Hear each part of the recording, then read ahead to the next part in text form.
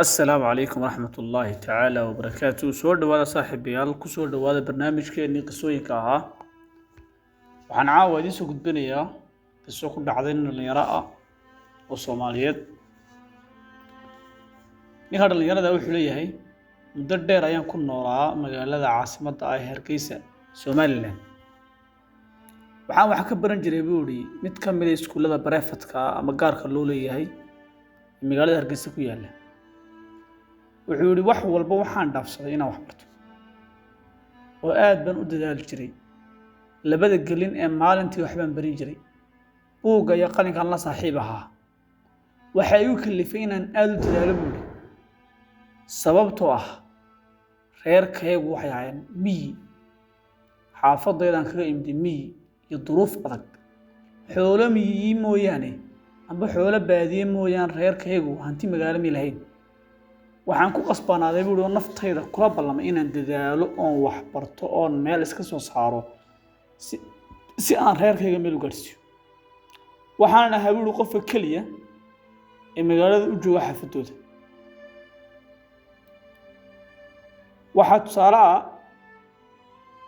oo dhalinyarta lagu yaqaan xilliga wax baranayaan inay ku dheeraadaan sheekooyinka haasawaha iyo jacaylka iyo waxaas anigu laakiin waan iska xidhay buga waxaan aad ka ilaalin jiray inaan dumar barto oo aan la haasawo waayo waxaan ogaa buudhi intaan wax baranayo inaan laba qalbi lahayn qalbi aan ku sheekeeyo ku haasawo iyo qalbi aan wax ku barto weligii qof ma jeclaan ana lama jeclaan buudhi markaan arkay laba qof oo jecel amba haasawayo oo eriya jacayl isku oranaya waxaan moodi jiray inay been isku sheegayaan waxaan aaminsanaa inuu jacayl ba jirin weligii ma akhrisan buugaagta jacaylka waan necbaa buudhi sheekooyinka jacaylka inaan akhriyo sidoo kale markaan jaraa'id soo qaado ama buug soo qaado jaraa'idkan akhrisanayo waxaan akhrin jiray buudhi qaybta wararka iyo ciyaaraha wax ahmiyadaha ma siin jirin buudhi sheekooyinka jacaylka ma eegi jirin wax fikrana kama haysan waxa uu jacaylku yahay ma aanan ogeyn inuu jacaylku yahay aafo haddii uu markuu haleelana qarka ku saaraya amba kuuba geysanaya dil amba jariimada weyn dilka ilaa naga hayay jacaylku waxa uu ugu daran yahay buudhi marka aad qof jeclaatay ku joojin waayo mana aanan ogeyn buudhi inuu jacaylku uu ilka dhiga cilmi boodhari oo taariikh naxdin iyo murugo leh adduunyada kaga tagay iyo dhammaan dhulka Soomaalidu degto sidoo kale ma aanan ogeyn buudhi in uu jacaylku la godgalay jacayl dartii uu la godgalay oo ay la godgaleen Layla iyo Qays oo ahaa laba qof oo Carbeed oo xusuuso murugo badan kaga tagay wadamada Carabta gaar ahaan bariga dhexe balse anigu ma aanan ogeyn in jacaylku dhibta inta leeg uu leeyahay dad badan oo galaaftay waxaan magaalada Hargeysa kaga noolaa buudhi xaafadda la yiraahdo Badacas waxaan la deganaa oo aan la joogay oo aan wax la cuni jiray oo gacanta igu hayay nimaan ilmaadeernahay oo markaa magaalada ka ahaa dadka dawladda ku jira ee xilalka sare gacanta ku haya nin lacag lana ah sidaan saa u ahaado ee waxbarashada ugu dadaalaba waxaan dhameeyay dugsiga sare waxba gacanta kuma haynin wax dhaqaale ma haysan waxa fiigiga bixin jiray iyo buugaadda iyo waxbarashada waxa iga bixin jiray buudhi ninkaan madarkan nahay markii aan dhameysay dugsigii sare waxaan galay sanad waxbarasho oo saxaafadeed sanad saxaafadan baranayo ayaan galay waxaana caadi ahayd buudhi waqtigan wax baranayay ilaa iyo dugsiga hoose dhexe sare ilaa waqtiga jaamacadan galay inaan habeenkii suuqa ku daahin oo aan suuqa ku raagin oo aan soo heeyo 7 habeenimo oo aan wax akhristo oo waqtiga faraha badan waxbarasho geliyo oo aan dadaalo waan arrin loo baahan yahay in qofku intuu yariyo wax dadaalo oo si mustaqbalkiisa beritoole oo meel fiican u gaari karo inuu waqtigiisa inta u badan waxbarasho iyo naftiisa horumarinteeda ka shaqeeyo oo wax aanu maanta waxba ka qaban karin iyo haasawo been oo maanta aanu waxba ka tari karin وأنا ما أنت هوش سجلي كرين إن وقت كله يما وحرسان ساو هذا بقى وأنا سكع عافمات قبو وحالة دوسة سكوا ونكسنا تبع وأنا شيكة دمر إيو هساوه الفرها لقلين به وحور قور فيده معلم ما كمدا قور فيده أنا فردي قل كيغا waxaan daawanayay buu TV-ga qolka ii yaalay waxa i cajabin waayay oo aan ka heli waayay oo aan dhibsaday barnaamijkii aan daawanayay waxaan saas u soo qaatay buu telefoon agteeda yaalay ayaan soo qaatay aan gacanta ku soo qaatay waxaan isweydiiyay buu talow yaad wacdaa oo la sheekaysataa oo aad waqti aad la qaadatayood waqti isku dhaafisaa hal lambar oo dumar waan ka waayay wali hal telefoon oo dumara waligeena lama sheegaysan jirin waan ka baqi jiray waxaan go'aansaday wali lambar inaan iska waco oo ku nasiibsado qofka xasuustee waqti bay socon jirtay ku nasiibsadaas oo qof inta la soo garaac hebel baa loo oran jiray marka wuxuu yiri waxaan bilaabay wali inaan lambar isaga nasiibiyo lambar uma iska garaacay wali lambarkii uu dhacay markuu cabar dhacay ayaa waxay iga qabatay gabadh cod macaan aad u cod degan kadibna way la hadashay markay gabadh telefoonka iga qabatay waxaan ka fikiray buuri maxay ku tiraahdaa halkaas sheeko ka bilowda erigii u soo dhacay wuxuu buuri halow xasan ma joogaa baan idhi buuri gabadhii way yar aamustay waxay igu jawaabtay bitri horta assalaamu calaykum dhe calaykum assalaam baan ugu jawaabay waxaana ii raacisay hadal caqli celin oo waana ah waxay igu tiri walaal qofka muslimka ah markaad la hadlayso salaanta lagu bilaabaa kadib baa dantada laga hadlaa oo waxaad u socotay la sheegaa adigoo raaliya waxaad iska ilaalisaa bay igu tiri inaad dadka muslimiinta ku salaantid kelmadaha ay gaaladu leeyihiin sida hello iyo how are you waka hawlaha noocaas oo kala iyo wixii la mid ah inaad qofka muslimka ku salaanto iska ilaali bay igu tiri wali waxay raacisay buu iga raali noqo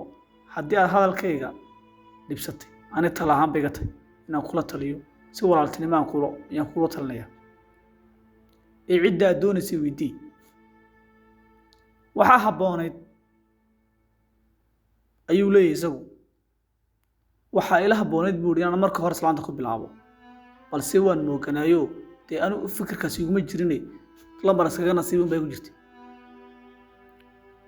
waxaan ku bilaabay markii buu anoo khalad lahaa xasan muu joogaa laakiin wax fiicneed buu leeyahay inaan ku bilaabo assalaamu calaykum hadalkaa fiican markay igu tiri waan qushuucay anigoo khajilsan oo isla yaaban oo aad iyo aad isku yasaya ayaan igu celi kuli su-aashii igu celi bay igu tiri xasan ma joogaa waa mar labaad idhi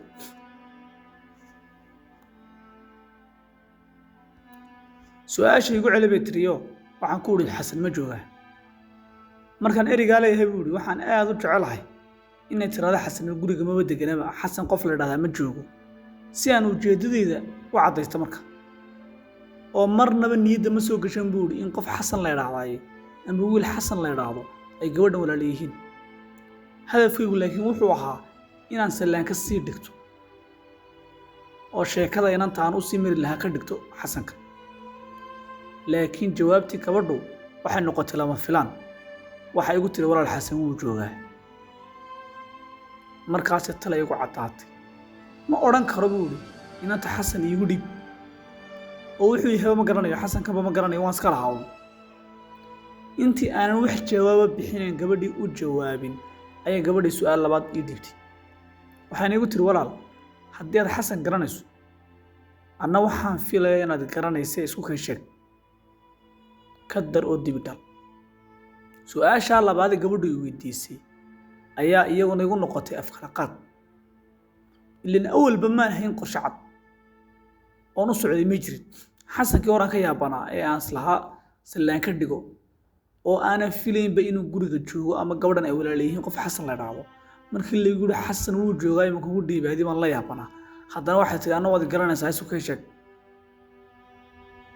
balse waxaana hawlin telefoon aanu garanay soo garaacay oo sheekadoona oo shaxdu ka xumaatee aniga oo guntiga giishaas kaga dhigaya oo is adkaynaya ay inantii ugu jawaabay ha igu dhib waan ku garanayaa isagana waan garanayaa markaasay igu jawaabtay hayay kuma tahay haddii aadna garanayso oo xasanna garanayso anna aadi garanayso aan kuugu dhiibayey adu yaa tahay marka su-aasha ay weydiisay buu ihi ayaan maskaxda ka shaqaysay gabadhu laakiin gabadh waxay buuri degan oo daacada oo aad u degan qof xanaaqsan oo maxaa naga soo garaacaysaa ugu tiri qof degan bay gabadhana way fahantay in aan qardajeexayo uunoo aan is-adkaynayo uun waxayna ka yaabtay ninkan weyn ee wiilkooga yara naqan xasan xaafadda jooga ay is yaqaanaan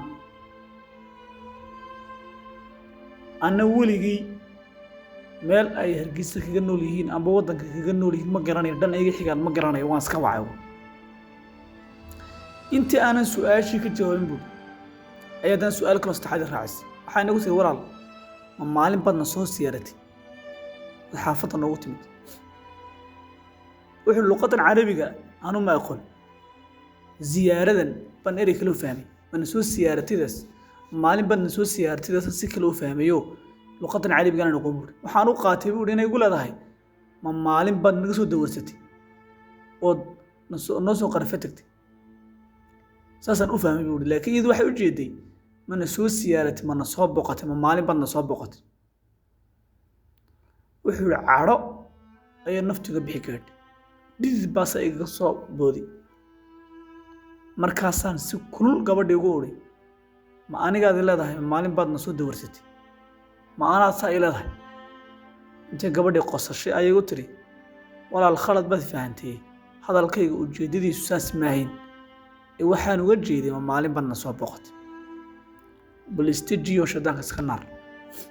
marka hadalkaa igu tidhi ayaan dib u fadhiistay waxaanan ogaaday buu idhi inaan anigu 5 jeer khaldanahay oon caawa dhex fadhiyo oon bad galay waxaana gabadhii hadalka igu raacisay kelmaddan ziyaaro la idhaahdaa waa kelmad carabiya waxaana looga jeedaa booqasho malaha adigu waxaad u taqaanaa bay ku tiri visit oo luqadda ingiriiska taqaanaayo visit baad u taqaanaa booqashada gabadhii hadalka naxariista iyo raaligelinta ku dheehan tahay ayay igu jawaabtay su-aalihii ay weydiiseen weli kamaan jawaabin way hortaagan yihiin dhowr jeer baan simbiro dhaxday oo aan kalaba meel madaxa ku dhuftay anoo isku dayay buu ihi gabadha inaan bal ka baxbaxsado oo su-aalihii ka meeraysto ugu dambayntii buu waxaan go'aansaday bal inaan jawiga bedelo oo aan gabadhna hadal fiican oo farxad leh kula hadlo ma ihi buu nin sheekada dumarka yaqaano af mijaal dhinaca kalena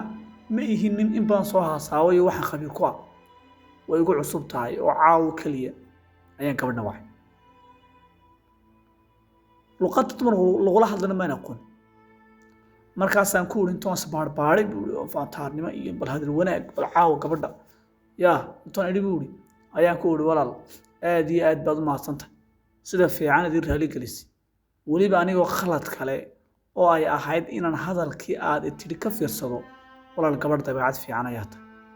walaal marna ma iloobi doono hadalka fiican aad igula hadashay qaybta koobaad intaasaan ku dayn doonaa intaan qaybta labaad ku kulmi doono asalaamu calaykum waraxmatullahi wabarakaatu